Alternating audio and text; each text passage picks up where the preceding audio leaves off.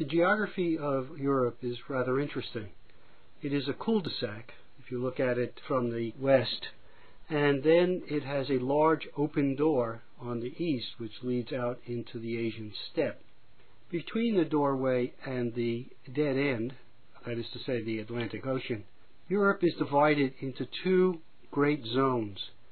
North of the mountain chains is the temperate zone, northern Europe, and south of the mountain chains is the Mediterranean, which is part of a very large geographic area that was the first region in which human civilization arose. First, let's look at the most basic components of the European geographic setting. Europe is part of the vast landmass called Eurasia, and geographers have set its eastern limit rather arbitrarily at the Ural Mountains, which run north to south, dividing Russia, which means that there is a European Russia west of the mountains and an Asian Russia, which includes Siberia, east of the mountains. When you look at the western part of the European continent, you can see that it has a mountain spine. This is a spine of mountain ranges which run across the continent and which were created by the clash of tectonic plates, the African plate and the European plate, where most likely the African plate dives under the European one and crumples it in the same way that the Rocky Mountains have been created by the Pacific plate diving under the North American plate and crumpling it. These mountains stretch from the Cantabrians in northern Spain through the Pyrenees, which are the first really major mountains, then through the Massif Central in what is today central France, the Alps, which are the most famous of the ranges, then the Dinaric Alps running down to the southwest, running into the Balkans, and to the east you'll find the Carpathians, which are also part of this, and which in effect shut off the remnant of the steppe in Hungary, the Hungarian plain, from the northern part of Europe. This mountain spine blocks the weather systems both from the north and the south. There are weather systems that come off the Mediterranean Sea, flowing north, and they run into the mountains and stop, so that the area to the south of the mountain chains has a climate rather different from that of the north. Likewise, there are weather systems coming off the North Sea that flow southwest and then come up against the mountains and stop there. So the north has a temperate climate in which there is precipitation of one kind or another, rain or snow, all year round, in which you get the growth of deep forests and very good soils.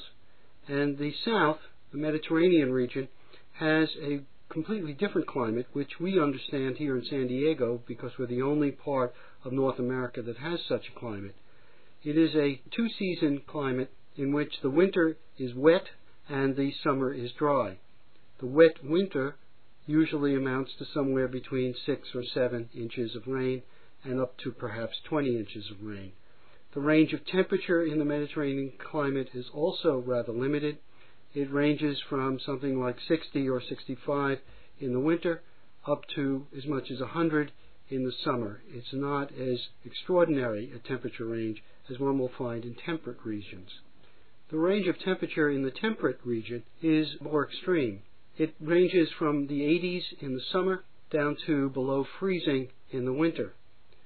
And the plant life that is supported by this kind of climate can take that change in temperature. So fruits like apples, pears, and the like, which require a cold winter, can grow in the north and cannot grow in the Mediterranean region. However, it is easier to farm in the Mediterranean than it is in northern Europe. The soils of the Mediterranean tend to be sandy. There is very little moisture. You cannot dig deep because if you do, you release precious moisture, and you don't want to do that. So you can use a rather primitive technology to dig into the soil and plant your crops. You get a long growing season, but with the dryness, you have limitations on what you can produce. In the north, you have deep soils, which are wet and heavy, and also full of rocks because the glaciers, as they withdrew, dumped debris into that soil. And the result is that you need a much higher technology to dig into the soil, to turn it over, to bring up the nutrients in order to have a successful agriculture. So agriculture developed earlier in the Mediterranean, but once people broke through the technological barriers to deal with the northern soils, they were able to produce a great deal more on the land than one could in the Mediterranean region, and the result is that northern Europe became one of the wealthiest regions in the world. In ancient times, the geography of the Mediterranean basin provided great advantages for the development of civilization. On one side, the sandy soil supported an easy agriculture which permitted the growth of urban centers. They weren't very large, but nonetheless they were large by the standards of the time. In addition, the sea itself provided transportation over vast distances so that these peoples could move goods that were rare or found only in one place to other places. A wonderful example of that is the development of bronze, which required copper and tin, obviously available only in certain places. Yet the technology spread throughout the Mediterranean because of the trading system, so that these towns that were founded originally on the development of agriculture then got rich and much larger because of the trading economy. So it is no accident that you see the Near Eastern civilizations, Egypt, the Greeks, the Romans, the Carthaginians, all develop in the Mediterranean basin, taking advantage of all those geographic features which allowed them both to grow crops and to trade with one another. The Mediterranean was also a relatively protected region for the development of civilization. As we've seen in the movies that deal with the Middle East and Central Asia, there is a gateway into the Middle East and therefore into the Mediterranean through the Transoxiana from the steppes of Central Asia. But the route from the north is blocked by the mountain chains. There is a gap between the Alps and the Dinaric Alps through which peoples can come from the north into the Mediterranean, into Italy, and the Celtic peoples did so several times in the course of their long history in Europe. But on the whole, the northern routes to the south are blocked by the mountains, and there is relatively good protection from that direction. The Mediterranean coastline of Africa was protected from the south by the Sahara Desert. There were routes across the desert, and there was a trade system that operated across the desert from very ancient times, but the desert routes would not support large migrations of peoples, and it wouldn't support armed invasions of significant armies, and the result is that the basin was basically protected from the south. So civilization had time to develop in the Mediterranean, and it is not surprising that the civilizations of that region reached such a high state of development. The geography of northern Europe was completely different from that of the south. The northern European land forms north of the mountains a region that is called the North German Plain. That plain stretches all the way from the Ural Mountains, the eastern border of the continent, to the North Sea, and indeed into the Midlands of England. The North Sea itself, which is very shallow, is a depressed area of the North German Plain. In ancient times, the North German Plain was heavily forested, particularly in its western regions, and many of our folk tales, such as Little Red Riding Hood and Hansel and Gretel, derive from the experience of the peoples coming across into this forest, which was dark and mysterious and very hard to pass through, and also hard to establish agricultural communities in, because that required pushing back the forest, and that process took over 2,000 years. Today, there are remnants of the ancient forest in places like the Black Forest in southern Germany, but for the most part, when you travel through that region, you will see vast areas of farmland, and it is very rich land indeed, because the climate is just perfect for producing deep soils that once worked produce wonderful crops. But the geography of northern Europe provides another great benefit, and that is large, slow-moving rivers. As the weather systems come from the North Sea south, they hit the mountains and dump their water And the water flows down off the hills and into myriad rivers. If you look at a map of Northern Europe, you'll see it's just covered with river systems. And those systems are relatively slow moving because the land slopes very slowly down to the sea. The result is that the farmers who cleared the forests were able to get their crops out to markets. And you'll find, of course, that the cities and towns in Europe were developed along those rivers and took advantage of those highways for the transport of goods and people. So once people acquired the necessary technology, which include horseshoes for the protection of hooves against the stony soil of Northern Europe, and horse collars, which would allow the horses to pull very heavy loads, and heavy wheeled plows, which could dig very deep into the soil and turn up the nutrients. Once all that had occurred, which had happened by the 8th and 9th centuries of this era, Europe became richer and richer and richer. Its population grew, its trading systems were established, its agriculture was the best in the world. From very ancient times, Northern Europe was an immigrant land. One great migration after another flowed through the great open door from the steppes into the northern forests. The first peoples were Indo-Europeans. They came first in small groups such as the Greeks and the Romans, who made their way through the gaps in the mountain chain and settled in the Mediterranean.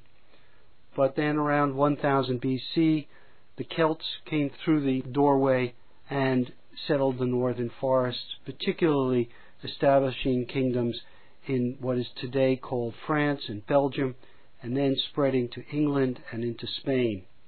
They also attacked Italy several times and eventually settled in large numbers in the Italian peninsula in the north. In addition, they moved southeast and ended up in Asia Minor, where the Galatians, who were known from the New Testament, were Celts. After the Celts, the Germans followed from southern Russia. They too were Indo-Europeans, and they came into the forests and pushed the Celts to the west and eventually conquered them, setting up major kingdoms in France and in Belgium and then in England and in Germany and in Spain, all of which became foundations of modern states in Europe. But the migrations did not stop with the Germans. In the 4th and 5th centuries, the Huns, an Asiatic people from north of China, moved across the steppe and into Hungary. And once they were settled in Hungary, they began to raid deep into Western Europe. In the mid-5th century, they were found in France and then in northern Italy, before withdrawing finally and settling back down in Hungary. The Europeans considered them a scourge of God. After the Huns came the Avars, another people from East Asia, who came across the steppe and settled also in the Hungarian plain. And they too were aggressive toward the Europeans to their west. The Avars were eventually conquered at the end of the 8th century by the great Frankish king Charlemagne, who had established a European-wide empire. After the Avars came the Magyars. These were also a people from the steppe, though their origins are mysterious.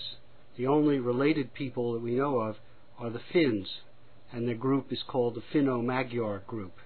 The Magyars conquered and settled in the Hungarian plain in the middle of the 9th century, and by the end of the 9th century, they were raiding deep into Western Europe. They attacked Germany and even France. In 955, the German king Otto I finally defeated them in a great battle, and after that they settled down in the Hungarian plain, and they're there to this day. Modern Hungarians are direct descendants of the Magyars. Even before the Magyars were pushed back into Hungary, the Europeans were subject to other invasions, this time from closer to home. The Scandinavians, who were of German extraction, but who were pagan at that time, began to attack the coasts of northern Europe, of England, of Ireland, and even of Spain and the southern coasts of France and the Mediterranean. They were sailors, and they came around through the Gibraltar Straits and into the Mediterranean. For several decades, at the end of the 9th century and the beginning of the 10th century, the Italians feared the attacks of the Scandinavians as well. The Scandinavian marauders were called Vikings, a term which has a somewhat mysterious origin. And by the middle of the 10th century, many of these raiders had settled down. The eastern half of England was under Scandinavian control and was called the Danelaw to indicate that in that region Danish law prevailed. In northwest France there was a large contingent that settled down and eventually formed the Duchy of Normandy. Viking settlers had a major effect in Scotland, in the Hebrides, and in Ireland as well. And of course they had also settled Iceland, and from Iceland they had gone out to the New World. Yet the long history of migrations into Europe, which affected both European culture and the genetic makeup of the people, was ancient history by 1200, the beginning of the period covered by MMW4. It is difficult to know what the Europeans thought of that history or to what extent it was in their consciousness, but their response to the new threat of the Mongols in the middle of the 13th century reveals a good deal about the state of the European mind in that period. On the one hand, the shock that the Mongols produced in Europe indicates that the Europeans had come to see themselves as in a protected environment, free from the threat of invasion. On the other hand, they had the confidence to respond to the new threat not only by military means, but also by a cultural outreach. The papacy sent missionaries to the court in Karakorum, apparently intent on convincing the Mongols that European civilization was something to be considered seriously along with the other civilizations that the Mongols now encompassed in their great empire. It wasn't that the Europeans wanted to join that empire, mind you, but rather that they wanted to persuade the Mongols that they were attacking a civilization strong enough to resist them and worthy of dealing with on an equal basis. When you look at the internal conditions of Europe in the 13th century, what you see is a series of kingdoms which over the past century or so had become stronger and stronger. Earlier medieval kingdoms had been composed of large duchies and counties, each of them under its own lord, and while these lords recognized the suzerainty of the king, they were largely independent of him. But by the middle of the 13th century, while there still existed duchies and counties, and each had its duke or count, these men and their territories were largely under the control of the kings. Germany and Italy were exceptions to this pattern. While Germany had had a reasonably strong king in the 12th century, by the middle of the 13th century, the kingship had been severely weakened, and the duchies and counties had re-emerged as nearly independent powers collectively in control of the kingship. In the 12th century, northern and central Italy had been under the domination of the German king, and southern Italy was under the domination of a Sicilian king whose origins were actually Norman. The Normans had come down and conquered that region from the Arabs in the 11th and early 12th centuries. But throughout the 12th and 13th centuries, the papacy worked diligently to undermine the power of the German kings. The papacy wanted to establish its own authority in central Italy and also to assure its independence of the secular rulers. In this struggle, the popes were able to use the King of Sicily as a counterbalance to the German king, and also the ambitions of the great lords of the German kingdom to undermine the power of the German king. And by the middle of the 13th century, that policy had largely succeeded, and the dukes and counts of Germany controlled the German kingship, while in Italy, the ancient city-states re-emerged as independent authorities and powers. During the 14th century, the Europeans were put to a number of tests. In the first place, around the beginning of the century, there began a cooling trend which led to what is often called the Little Ice Age, which lasted from the end of the 13th century all the way until the 18th century. The result of this climate change was that famine became endemic in Europe. Year after year, areas of the continent were subject to serious food shortages. The famines weakened the European population both by reducing the fertility rate and by making the people less resistant to diseases. This is the period when tuberculosis entered Europe and when syphilis became a major threat. Then in the middle of the 14th century, the European population was hit by a plague, which wiped out a third to a half of the whole population, though it varied from area to area, and in some areas as much as 80% of the population died off. The cause of this plague is still under dispute. It is usually called the bubonic plague, but many modern physicians and medical historians now doubt that bubonic plague was actually the cause. Yet there is little dispute over the effects of the plague. It led to the reduction of the workforce, to rising wages, to repressive measures by the governments in order to keep wages down, to popular rebellions in response to government activity of this sort, and the result was a period of turmoil in Europe. In their struggle to meet this crisis, governments tried several new things, including the first attempts at the establishment of public health regimes. And new ideas about government and about community began to emerge in this period. And it is really in reference to this period that historians begin to talk about the emergence of the modern state. At the same time, during this period, a few men in Italy began to question medieval ideas about art and philosophy and the purposes of learning. They found inspiration for their critique of their civilization in the works left over from ancient Rome, and began to become aware of the great chasm that existed between the culture and civilization of Rome and that of their own time.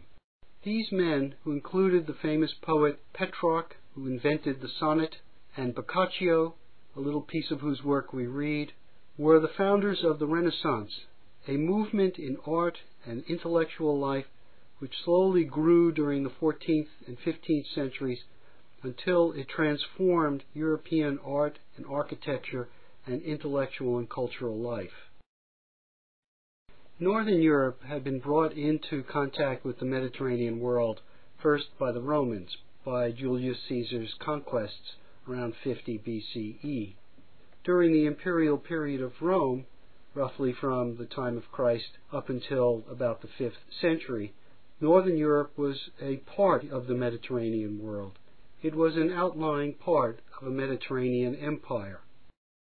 When the great confederations of Germanic tribes moved into the European provinces of the empire and established kingdoms which were successors to the Roman power there, the tie between Northern Europe and the Mediterranean was weakened, and it was not really re-established until the 9th century, when the Franks under the Carolingian kings established an empire that included modern-day France, Belgium, Germany, and Italy. From that time on, the Northern Europeans looked to the Mediterranean for the main source of their trade. But their religion also focused their attention on the Mediterranean. Christianity had come to them from the Mediterranean, and Jerusalem in the eastern Mediterranean was the Christians' holy city. One result of this was that in the late 11th century, and then repeatedly from that period all the way into our period, the Europeans launched a series of crusades to ensure that Jerusalem remained Christian and to push back the Muslim forces that threatened the heartland of Christianity. But trade always loomed large in the mind of the Europeans when they looked at the Mediterranean. And so religious motives were always mixed with commercial ones. And it is often very difficult to tell which ones predominate in the crusading movement. And yet, if you look at the geography of Europe, you can see that the Mediterranean is not the only sea that they face. There's an enormously long coastline facing the Atlantic. And European fishermen had been probing that great, vast body of water for centuries. They had discovered the Newfoundland banks for fishing at least as early as the 11th or 12th centuries, and they eventually developed the ship technology necessary to probe deeply into the unknown ocean. In the 15th century, the Ottomans built a great empire in the Mediterranean and revived Islamic power there, and the Atlantic states of Europe began to look for an alternative trade route to the Far East from which they got valuable spices and other goods. In the long run, this search for an Atlantic route to the Far East turned Europe's attention west and opened Europe up to the rest of the world. The intense conflict between the Ottomans and the Europeans in the Mediterranean in the 15th and the 16th centuries became less and less important to the Europeans as they found new challenges and new wealth in Africa, in the New World, and in the Pacific region. In MMW4, we observe the beginnings of the transition from Europe as a Mediterranean power to Europe as a world power.